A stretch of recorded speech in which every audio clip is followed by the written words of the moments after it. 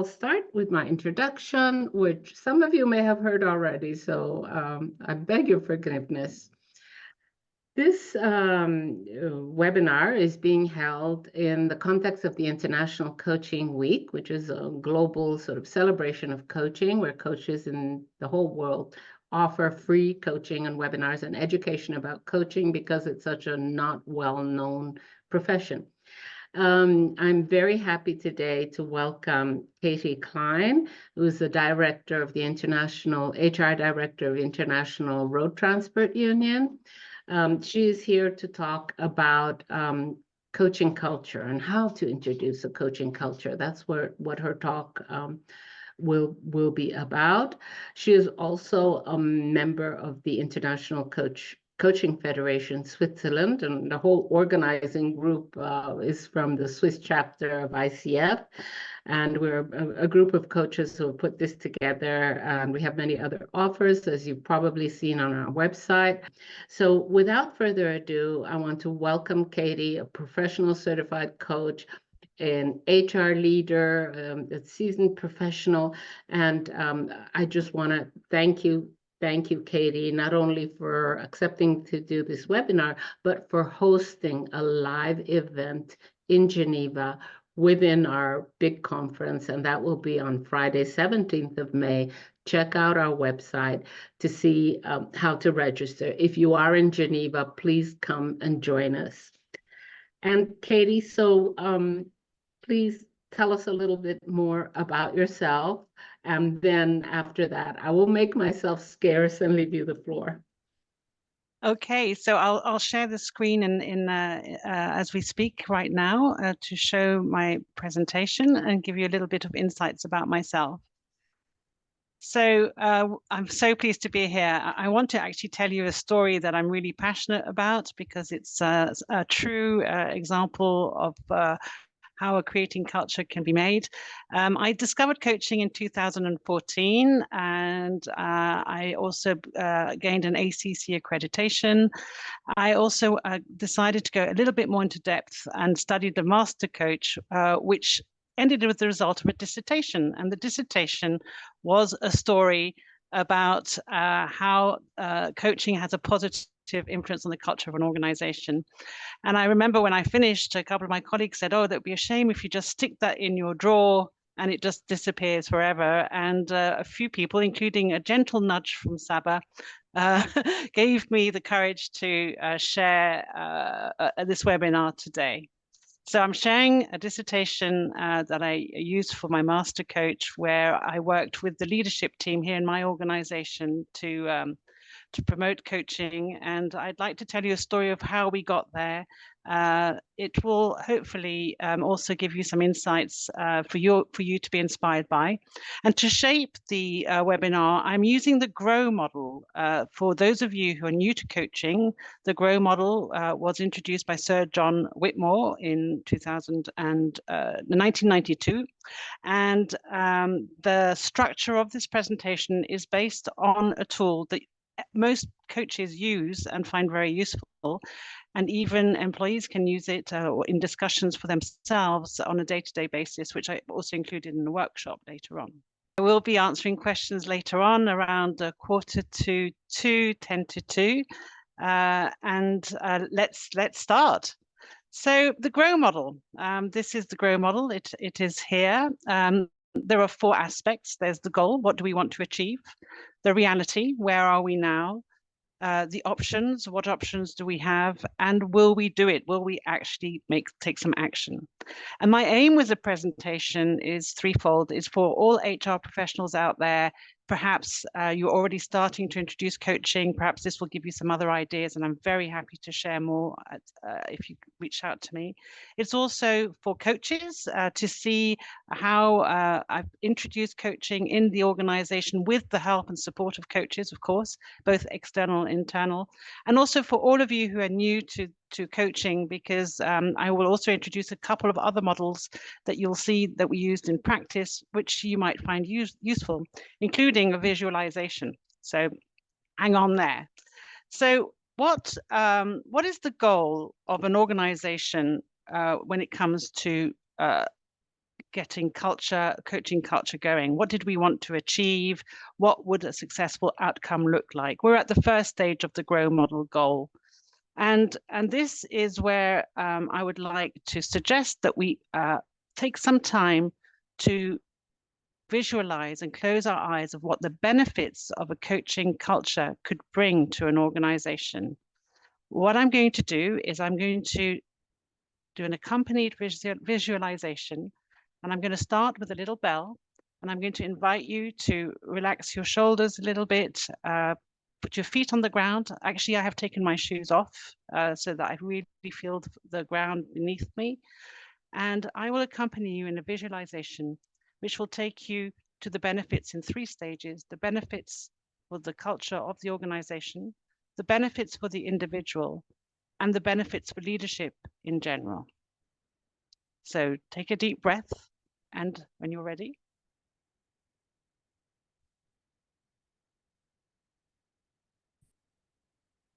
if you'd like to close your eyes, you're very welcome to.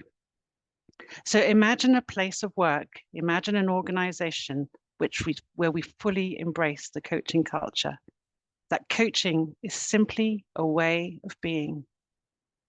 Imagine that we all take the time to listen and understand instead of reacting immediately.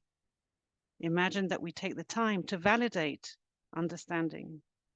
We take the time to be open and to hear other people's opinions on issues and their perspective. And we take the time to discuss the best action going forward in a spirit of collaboration and accountability. And then for the individual person in the organization, each person understands themselves better and how their behavior impacts others. Each person understands their strengths and how to leverage them.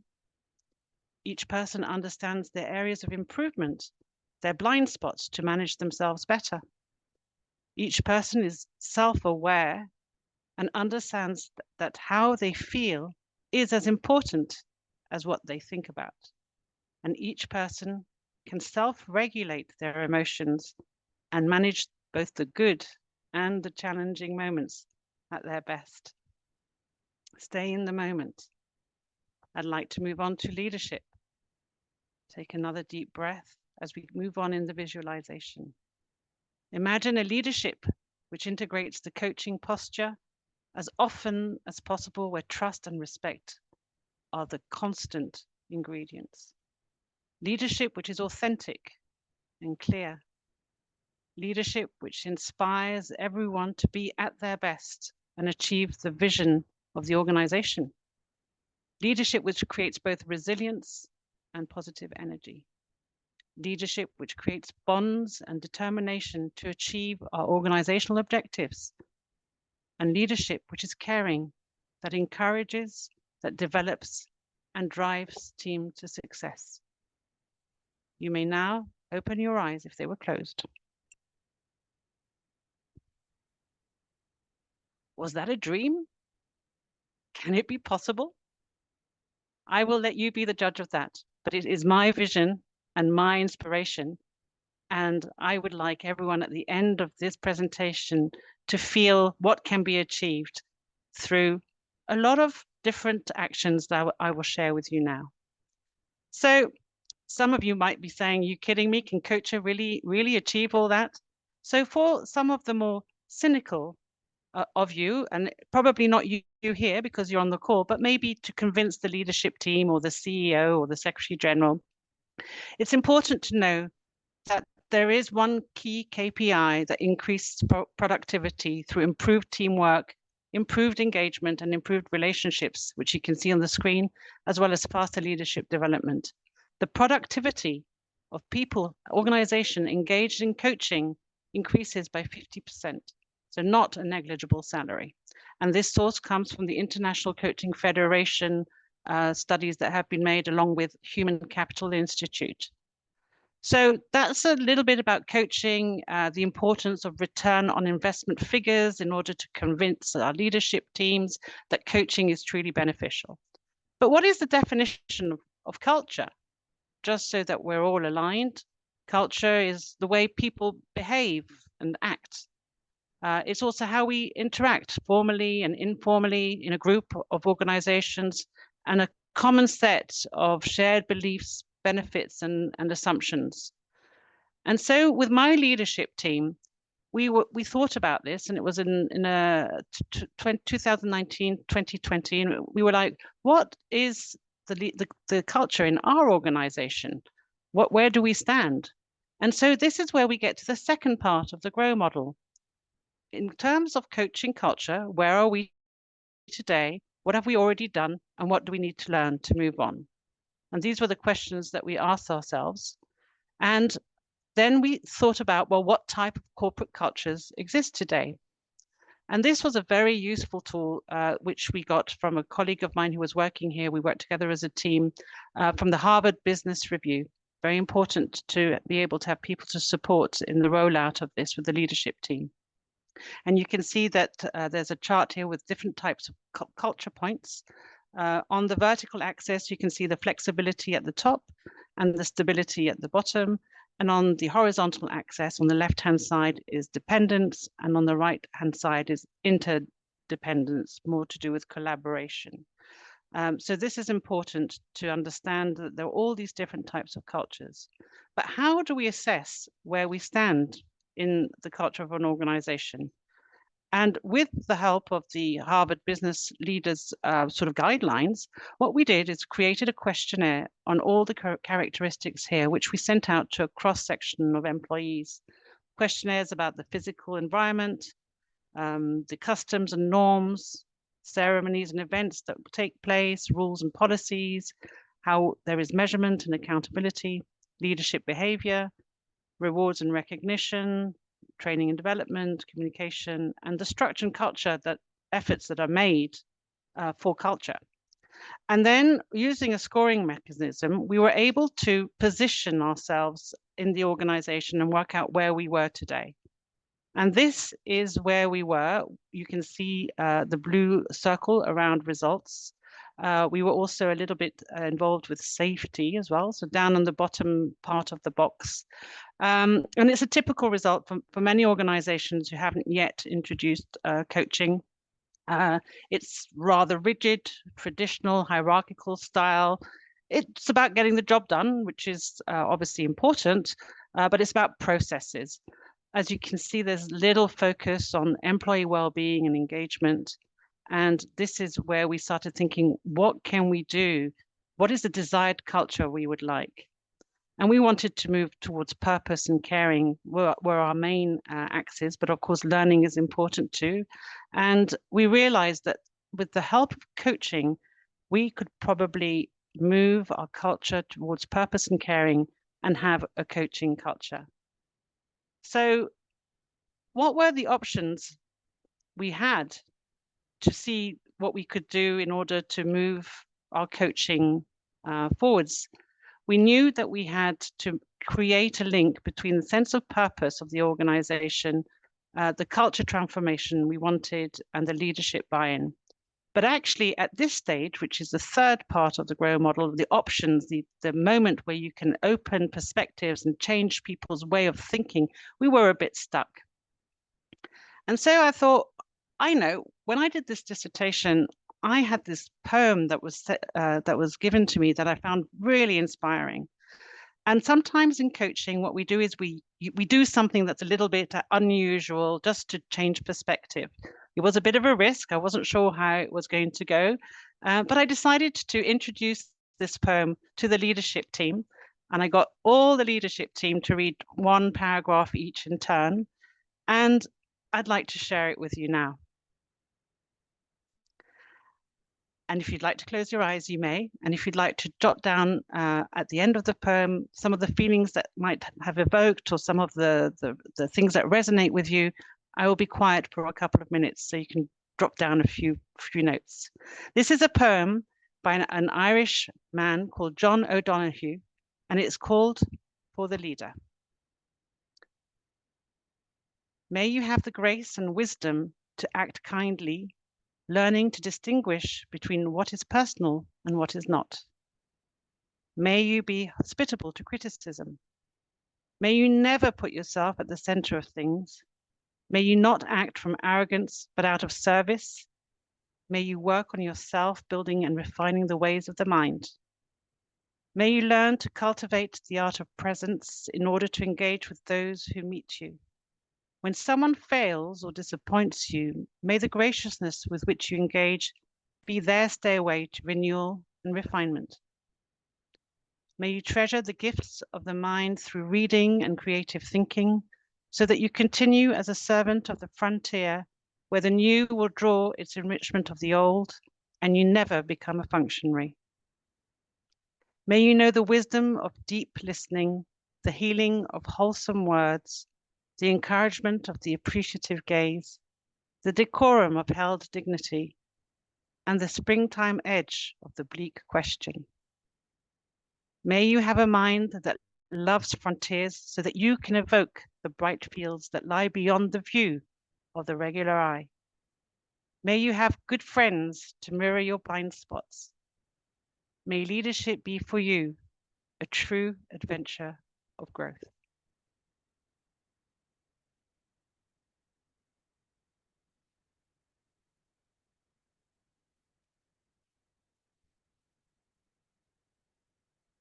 I can see a heart floating up the screen. And that means a lot to me, that it's having an impact for those of you who've taken this moment to think. So what happened then? We get back into the room. We've got a room full of people who are not necessarily sure about coaching, who've just read a poem. And I suggested to them, how about writing down some of the key words that you heard when that poem was recited? And so this is what came up. We got kindness, vulnerability, humility, presence, compassion, authenticity, learning, active listening, or active learning, I can see here, dignity, strategic vision, teamwork, and purpose, which is not a bad harvest from just one poem. So all of us in the room felt inspired, and we decided to consider the purpose of our organization, which we had worked on and which we knew. The purpose of the organization that I'm in, and I've been in since 2018, is connecting societies with safe, efficient, and green mobility and logistics. It's about transport, it's clear. Our vision supports cross-border transport and trade. Trade means jobs, it means helping with the economies. Prosperity means peace. So for our external stakeholders and our members in our organization, the connection to the vision is easy and inspiring. But what about the people in the organization who are maybe in a support function like IT or HR, like myself, or financial services? How do they connect with the vision of the organization and their contribution, which is something Saba talked about the importance of contribution and for people to feel that they are, reaching their best and self-actualization moments. So we went on to the second question, which you can see on the screen. In what way does our organizational culture ensure the connection between our employees and our purpose? So how does our purpose, which is easy to understand from an external point of view, how can it be connected to all our employees so that they understand their contribution and their impact? So we used a model, which is also another coaching model, which I came across in my master's studies. We met with Anne Clancy, who's one of the co-authors of this book, and we decided to use the approach of appreciative coaching. And what I love about appreciative coaching, which is very much part of the coaching process, is that we support a process by recognizing our strengths instead of just looking at problems and weaknesses, which never is very inspiring. So we went through the 4 stages of the appreciative coaching, and I'd like to share these 4 stages with you now. The first stage, with a very powerful question, is the best of the past. What are the strengths we wanted to keep? What are the strengths you want to keep? And what is working well already? So in this particular case, we sat down and we thought about what we did, and we knew we had two key components that would help us. One was that we had already done a lot of work on our IIU competencies and behaviors, what we should be behaving like, how it's perceived. All the employees had been involved in defining what the different behaviors would look like at different levels. You know, if you're starting, or if you're just joining the organization, or if you're demonstrating, you know, very much linked to our performance reviews, or if you're really outstanding, what does respect look like if you're really outstanding, for example? And we had very clear definitions with a lot of alignment around that. So we knew we had a good base to work on from our competencies and behaviors point of view.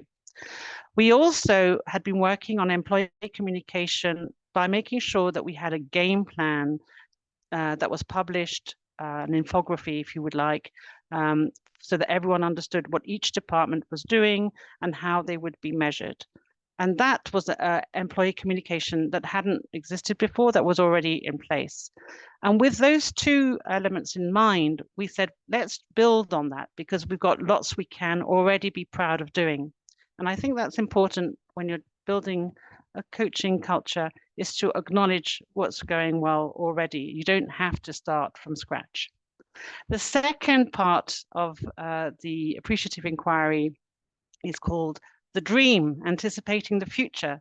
We did a visualization at the beginning of this webinar, which was part of this idea of imagining what coaching culture would look like in the organization.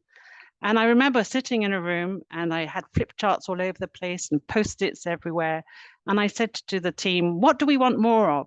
And what do we want less of?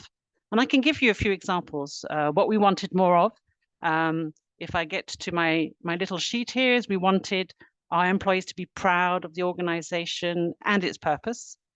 We wanted a culture where the focus would be more on well-being after the exercise we'd done about culture. We wanted the team to look out for each other, to have each other's backs, and to have more caring in the organization. We wanted a culture where employees could thrive and grow. We also wanted a culture where people cared about corporate social responsibility. And we wanted emotional intelligence to be better understood and integrated. So that was more towards the visualization and how we could see things. And there were some things we definitely wanted less of. And here are a couple of examples, and I'm sure that will relate to you as well, possibly, where you are in your organization. We wanted less instructions for work to be done without giving context. Do this, do that, and no one understands what's going on. We wanted fewer moments of disrespectful behavior, particularly in times of stress, when people can sometimes forget how to behave and not necessarily have a good impact on each other. We wanted less inconsistent management approaches, with different managers behaving on different levels, some being more generous, some being harsher, and having a more harmonious approach to management style. And we wanted less silo mentality between the businesses we had and the regional offices, for example. And there were lots of other things we didn't want, but I won't list them all here, but it certainly gave us some clues as to what we might be wanting to work for. And the energy when everyone was in this room was just incredible. And this is one of the things that I really appreciate about coaching. When I have my own personal coaching sessions, I always, either as a coach or a coachee for that matter, I always come back energized, come out energized, feeling refreshed and having a new energy and a lease of life or creativity. So it was a very exciting stage to be at. The third stage is design. It's the present to the future. It's a little bit like the O from the GROW model. What are our options? Not always easy, which is why, if you remember, I recited that poem to try and get us out of the block that we were in. And here we did get stuck again. And so I decided, how about we do an exercise where we create a vision statement about what employee well-being means for everybody in the room. And that was already a way of starting to have the conversation, getting the wheels turning. And that's something I also appreciate about coaching. As soon as we engage in a conversation, things are happening. So here are a few extracts that I can read to you. My vision of well-being is where our employees can experience passion and fulfillment at work. My vision of well-being is where our employees can experience how useful their contribution is and experience a strong link between their work and our use purpose. My vision of well-being is where our employees can experience both professional and personal growth. And my vision of well-being is where our employees can experience exchange and challenge full of positive energy.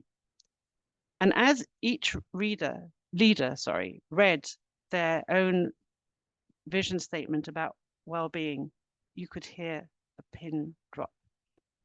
It's what I would call a coaching moment or a leadership moment. It is important to express a vision, influence others to action, encourage team cooperation, and be an example, which is a quote from one of our coaching referrals that I would recommend, called Robert Dilts. We were definitely making progress. We were definitely thinking out of the box, and we were ready for the next stage.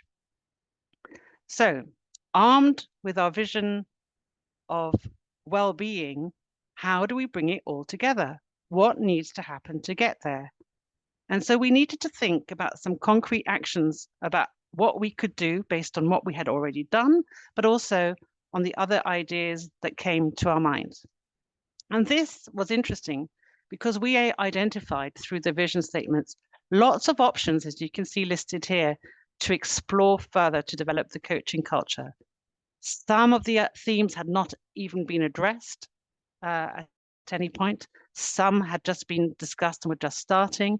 But you can see here a wealth of things very much linked to employee well-being, connecting employees to the purpose, mental health, employee recognition, celebrating successes instead of always going for the next thing, corporate social responsibility, giving and receiving feedback, which is a gift in itself, employee growth and learning, emotional intelligence, leadership growth, employee work-life balance, linked to also employee well-being, and also just the office space, the office environment.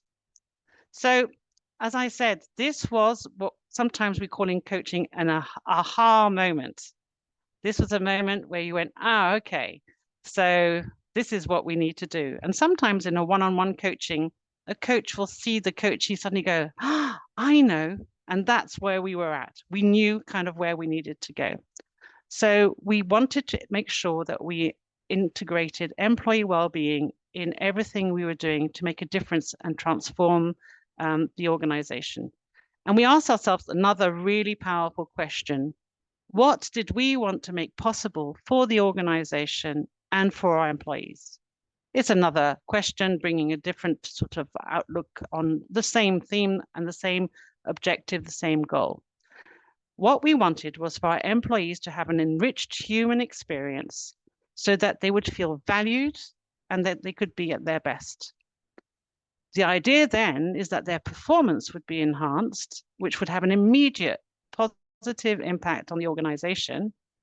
And then the organization culture flourishes. It seems like such a wonderful thing to do. It almost seems like a no-brainer, which is sometimes what happens in coaching. Things can be very simple, but actually there was quite a lot of work to be done. And we were really boosted. But then we have to, think about what actions we need to do. And this is what gets us to the final part of Sir John Whitmore's GROW model. What do we need to do? And what is our first step? So that was the next question. And what I'd like to do now is share with you 5 key actions we introduced in the organization. And this is what I love about coaching. And this is what I think our leaders appreciate about coaching as well, because we make things happen. Coaching starts with a goal. It gives us an opportunity to look at where we stand, to look at the options we have, to be creative, and then finally to make things happen and take some actions. And these are the actions we took amongst many, but the main ones I wanted to share with you to go towards creating a coaching culture. The first thing we did was we worked on this information I told you before about the fact that we had an infography with a game plan. But in order to be more intentional, we decided that it was important to share this notion of emotional intelligence, to link them with our values and the winning culture, or in other words, the coaching culture we wanted to achieve. And this was shared at the beginning of this year, and we had a plenary with the staff, and we presented the work that had come out of it, knowing that all the leaders had already been speaking with their teams about all the different aspects and taking their feedback so we could integrate it into one game plan. So emotional intelligence appeared on our game plan as a very intentional goal that we wanted to increase for all our employees and our leaders, because of the fact that it's both personal and professional growth that will benefit. So that was action number 1. Action number 2 was to link everything around coaching to our learning and development strategy. So the HR team and the learning and development team had a lot to do here. And first of all, we called it out straight away. Emotional intelligence is important. Sustainable leadership to support corporate social responsibility is important. And so is a coaching culture. But it's not just for leaders, it's for everybody. And so we have embarked on organizing a lot of internal workshops. Some of them had already been started. Some of them we added more information to on how to self-motivate, the power that we have ourselves of having a choice in what we want to do, giving and receiving feedback, not just giving feedback when people don't particularly want it, but maybe asking for permission. It's always quite a good start, but receiving feedback as well, asking for feedback in order to improve. We did workshops on how to manage that, on how to manage change. We also had a workshop on employee well-being and what it meant for each individual. We had a workshop on positive psychology, a very good one called "How Full Is Your Bucket," which was written by the person who invented the Gallup polls, which talks about positive psychology and has 5 strategies to make sure that we help each other fill each other's buckets in terms of energy and motivation, that we shine a light on the strengths, not on the negatives, that we make friends at work. We need to be connected. We need to be related, as Saba mentioned earlier on, that we give unexpectedly and be a bit creative and joyful, and that we reverse the golden rule. So we don't treat others as we wish to be treated, but we treat others as they wish to be treated. And that workshop I would be very happy to share with anyone, because it lasts an hour and a half and it really starts engaging thought and processes on all the things that we can do ourselves personally towards the coaching culture and being a better person. Obviously, we used behavioral assessments. Some of you may know insights or discs, so that each individual got to know themselves better, how they were perceived and how they're perceived by others, and then built on these with team workshops as well, so that all the teams could understand each other better. And more recently, we've added Strength Finder, which is another way of leveraging the strengths of people in the organization. Because one of the things I didn't realize that I'd share with you now is sometimes we don't even realize what our strengths are because they seem so easy to us. And I was like, oh yeah, that's an interesting concept and perhaps something we should share. So the workshops, the cross-functional participation of all the teams, the fact that everyone's hearing the same sort of language was very important in supporting the coaching culture. The third action was to be definitely more intentional on corporate social responsibility. So we created a team. We had 2 directors sponsor the team to drive corporate social responsibility based on 3 main pillars, which were well-being, community, and environment. And we also added half a day on our sort of absence management leave system for volunteering. So people, if they wanted to, could volunteer half a day in an organization in the community in Geneva. We had 2 people just recently spend some time in a refugee organization helping people to revamp their CVs and so forth. And another example was the Bike to Work campaign. So we got a group organized joining that campaign, and that's been quite fun too. And again, we're doing caring. We're not just caring for each other, but we're caring for others too. And it really connects people and makes everyone proud to be part of the organization. The fourth action linked to leadership development, which was part of the learning development strategy, but is very important for the coaching culture, is to make sure that every single member of the leadership team had a coaching session, as in, 6 or 7, a proper coaching program, because that is one of the best ways of getting coaching culture going, because they understand suddenly the benefits, their eyes light up, and they're like, wow, this is the best thing that's ever happened. And so they become the champions. So that's a really good thing to do, and we were successful with that. We also organized an external pool of coaches, so that people could we could get to know them better, and we could organize chemistry fits as we develop coaching in the organization beyond our leaders, our senior leaders, but also our management teams and beyond. And people are actually saying, hey, can we be part of your coaching pool? Because it sounds like you're supporting coaching and it's a great place to be. So that was great. And we developed, and I think earlier on we were talking about, Kirsten was talking about that, internal coaching. So basically we have some internal coaches who are helping us as well, so that all employees can benefit from this. And we support internal coaching qualification as well, which is important and an investment. And very importantly, a foundations of coaching workshop, which introduces all the notions that Saba introduced earlier on about what coaching really is, the difference between being a mentor and a coach, the importance of open questions and that sort of thing, and even get them to practice the GROW model. Actually, to get the leadership team to really understand what coaching was about, I got them all to practice the GROW model. And they suddenly went, oh, wow, this is good. I could use this at home. So it was a really good way of getting people engaged. And the last piece is employee recognition and team building.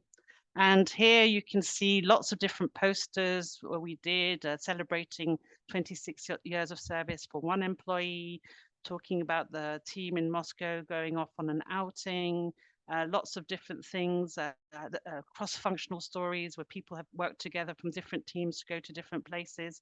And they're posted all over the building, in the main copy areas, but also we have a website to support all this sort of more informal information, so that everyone can understand better what's going on. We also create moments together, and we have sometimes every two or 3 months a simple moment where we just grab a few slices of pizza and all sit around our sort of common room.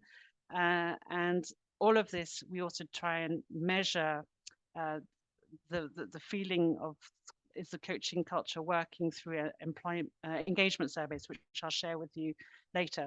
So 5 actions with everybody being involved, the leadership team, the HR team, general services, all the people in the IOU winning culture team, helping to promote all these different things.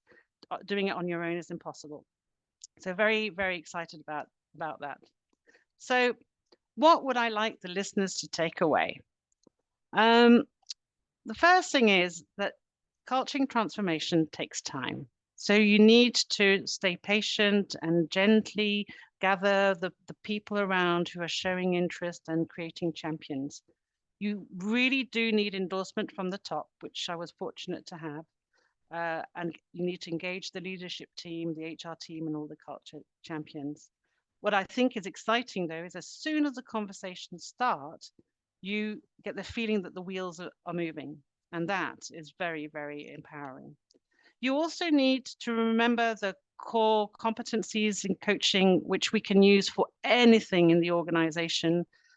Trust and safety, obviously, the presence, the manager spending time with an employee to listen or to have a coaching conversation, the gift of listening actively and perhaps being part of the feedback loop, evoking awareness, like, well, what would you do if this happened? And asking an open question, and being the banner of all our employees and our colleagues here. What else does it involve? It involves gentle persistence. Appreciative inquiry is based on a deceptively simple premise. Organizations grow in the direction of what they repeatedly ask questions about and focus their attentions on. We have a phrase here in the organization, what you focus on grows. And definitely we saw the coaching culture grow in our organization. You've seen different types of models. The coaching mindset can be integrated in a lot of HR business practices too, for HR professionals listening. The recruitment, the interviews, the exit interviews, performance review trainings, conflict management, all sorts of things. And there's so much more that can be done. Now, when I walk around the organization of which I belong, I walk along the corridors and I see different individuals, and it feels different. The atmosphere is lighter. The discussions and exchanges are richer and focused. It's kind of contagious. Even the ones who are a little bit more cynical are gently peeping out of the woodwork, and there are smiles. And these positive results you can see because we did an engagement survey where we had an 85 response rate, which is really good compared to what we used to have, which was between the 60s and the 70s. 73% average positive satisfaction level.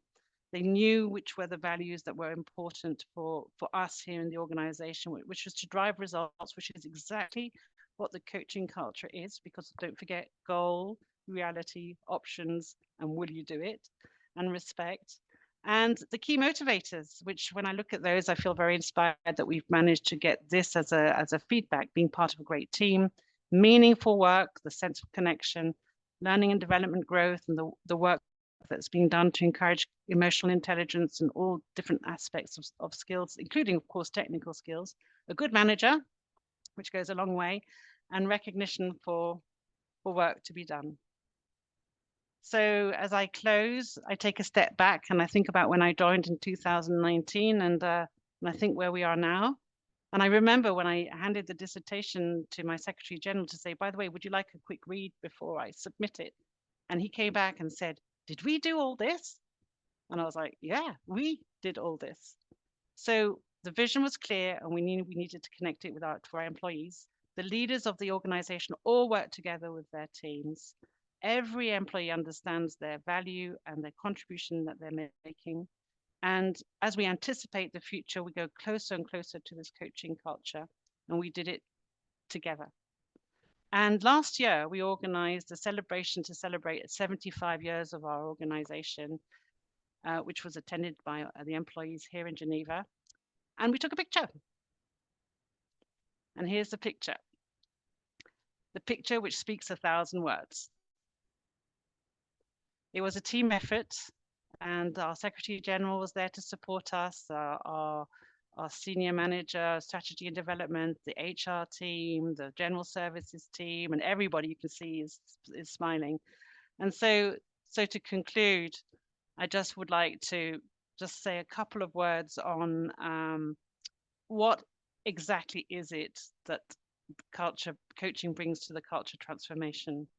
So the first thing is it brings vision. It creates a vision and it focuses on our strengths. It creates engagement so that all the employees are together and working together, a team behind us and together, and contribute proactively to the vision. Emotional intelligence, we've talked a lot about, more self-awareness, more understanding of how we're perceived by others, and how maybe when we get a little bit more involved, how our head, our heart, and our feelings and our guts work together, which I'll leave for another session. Learning how to grow and challenge ourselves, and that it's not just the organization that needs to decide, but it needs to be driven by ourselves as well. Creativity and innovation, not only for how we are as people, but how we approach the business and the challenges we face. Positivity. And here are my contact details. If ever you want to reach out to me, I'd be very happy to discuss how this coaching culture is working. And of course, we're still doing more. It's never, enough. We need to continue. But it's something that I really do believe all organizations should replicate from the organization view, the employees and the individual point of view. And for all of you listening, I hope that you've managed to get something out of this presentation. I'm very proud of what we've achieved.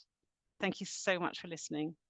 And if you're available for any questions, I'm here for you.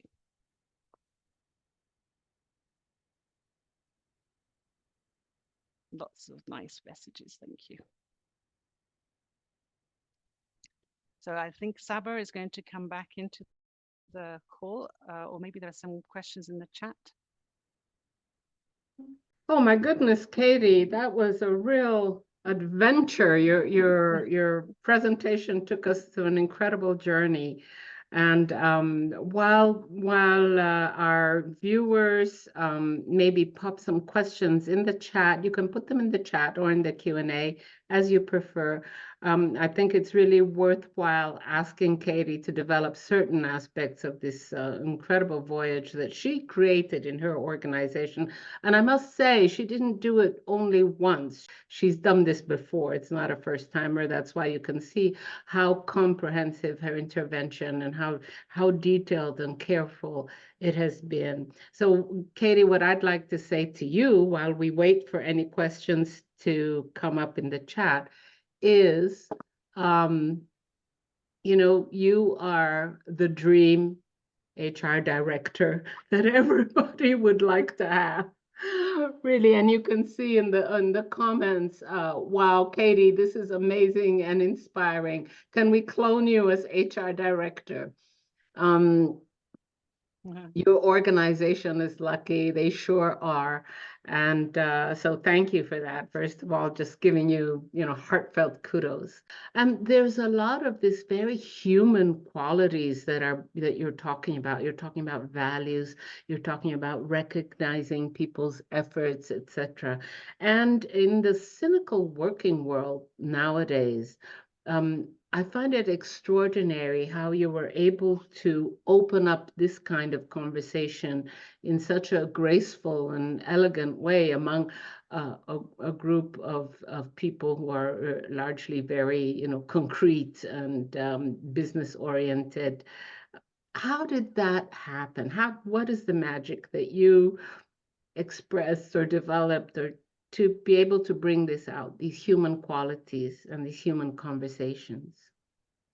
Yes, a lot of work was done with the leadership team, way beyond the sort of the goal of the coaching culture. Really, the idea was already, if you do, for example, some sort of behavioral assessment, and you acknowledge that that is how you are and that is how you behave, and then you have more discussions about what the values are and what is important to you, with simple exercises like bring something that you really like and share it with others, and why is it important to you. People start showing more of their own sort of personal preferences and values to the table, and from there the conversation starts, and there's less bashfulness and less shyness about sharing the emotions. And from that, then you can start saying, so what would we like for the organization? So there was a lot of work done quite when I first joined, just to say, well, first of all, not to say anything, just to watch and see. And then once I assessed a little bit, to see the people who were the people who were open to this type of conversation, to start doing a few little workshops, but then working with the leadership team, and in which I had found a couple of supporters to then engage with external coaches to also help and facilitate discussions around this, not with me always being the one instigating the discussion. Okay, right. Yeah. Thank you for that. Yeah. It's also interesting, that you're not only the director of HR, but you're also a highly qualified and experienced coach.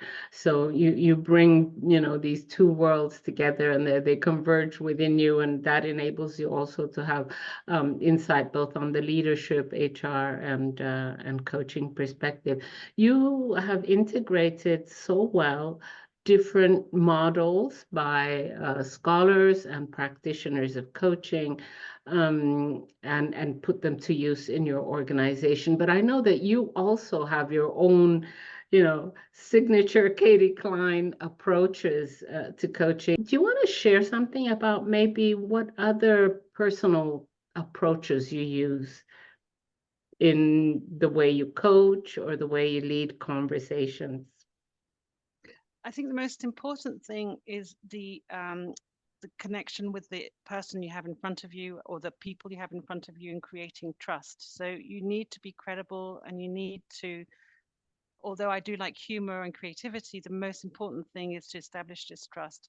And through that, it's by having open and honest conversations about what the framework is when we are in a coaching conversation, when we're not in a coaching conversation, what the framework is, and to make sure that that's truly respected, especially confidentiality.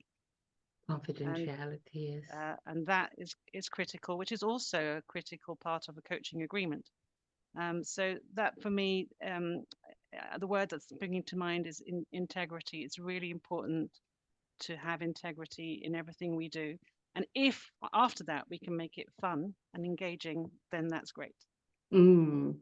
Thank you, Katie. Thank you. And we have an interesting question from the audience here. Emily Boyle asks you, how much do you have to tailor coaching culture to an organization? How do you navigate different spaces? That's such a good question, and especially to you who have done this kind of exercise more than once. What are your tips in this area?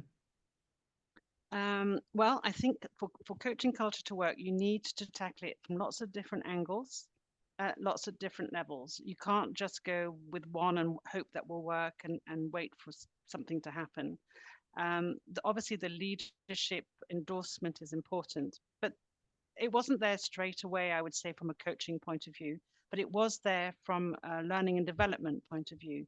So the workshop I talked about, How Full is Your Bucket, was a really good workshop that's been tailor-made and easy to deliver, that engages in conversations always to do about caring and well-being. So navigating when you're successful, you move in, a bit like, you know, uh, I won't say what it's bringing me up to, but when you move in and you're successful, and if it's not, you go back, you back off, and you try a different angle. There's no point being bullish about it, because that's not what coaching is about either. Coaching is about taking the time for people to come to their own realization towards things.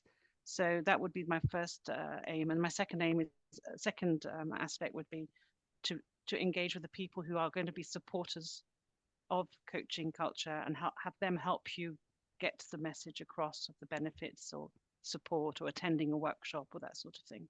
Mhm. Okay. And there's another interesting question. How many coaches are there in your organization? Question, there's multiple questions here. How many coaches are there in your organizations? How do you handle cynics? In today's world, it's hard to encourage many to take the time to slow down and really ask the important questions. I have two questions there. So the organization is quite small here, but our external pool for 120 people, we have an external pool of about 20 coaches, and obviously there's a budget around that from a from a learning and development budget perspective, and internally we have two internal coaches at the moment, and hopefully we'll have more. That's something that we're working on. But otherwise, already just doing the workshops on foundations of coaching is very helpful for a coaching culture, because a lot of people also are inspired by that and then have their own private coaching that they decide to do on their own as well. You know, in Mhm. terms of self-confidence or presentation skills or whatever they fancy. For the cynics, I I respect the cynicism, and I just leave it to one side. Usually, what happens, because there's momentum, is that the cynics do start gradually coming on board. Sometimes they don't. C'est la vie, that happens, but mostly they do. Thank you. You, as the good coach that you are, you don't tell them to join. You just let it come. So that's really great. There's another notion also. I was wondering, how long did this process take to reach the stage of where you have that wonderful photograph with everybody? Yeah. But you started small, as you said. How long has this growth taken? How long has it taken? I joined the organization in 2018. So there was a gradual building of trust, which took quite a long time. You know, that doesn't happen overnight. And then once that was in place with the HR team and leadership team, everything went a bit faster. So I would say from 2019, the COVID times till now, that's when things really started to get going, and COVID was a true test of uh, of a coaching culture, because the well-being was already coming in straight away into play. Yeah, so it takes time, and it's sort of kind of exponential. At the beginning, it's slow, but once more and more people start adopting it and talking about it, it sort of grows more quickly. Yeah. Yeah, that's right. Yeah. Yeah, Okay. patience is key. Patience is key. Absolutely. Absolutely. Well, look, I really want to congratulate you and to thank you for this excellent presentation.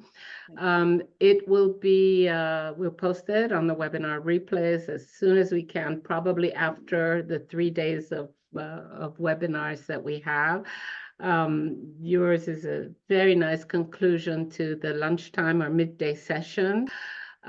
We will see Katie again at the in-session, on-site event on Friday, 17th of May. If you're in Geneva, please come.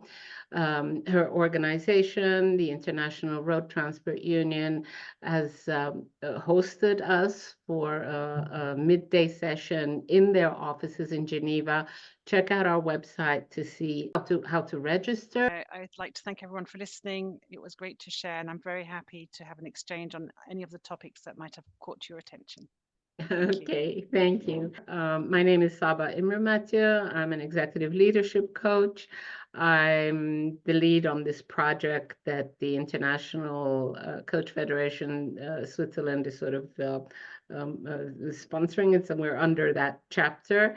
And you can find me on LinkedIn or just Google me, but especially please make a comment on this event if it inspires you, as I see it has in the chat and in other comments that we've received. Thank you very much.